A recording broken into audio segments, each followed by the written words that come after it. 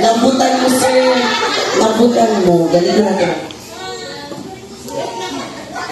Pag gano'n na, kasi yung dalawang kamay mo, itakip mo sa mukha mo. Tapos gilid ka ng gilid. Yan. Ang tigas. Tapos kabila naman po. Ulitin lang natin sa kabila.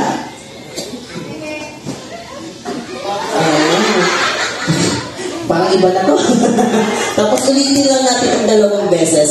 Tapos kabila ulit. Dalawang beses. Hindi, huwag ka magsasabi dyan sa group. Diyan ka, pagkatapos po nun, sa chorus na po tayo. Yung dalawang kamay niyo po is nasa likod po. Tapos sa harap naman po yung dalawang kamay niyo. Tapos, kakaldag ka. Kaldag ng tao, hindi kaldag ng aso, ha?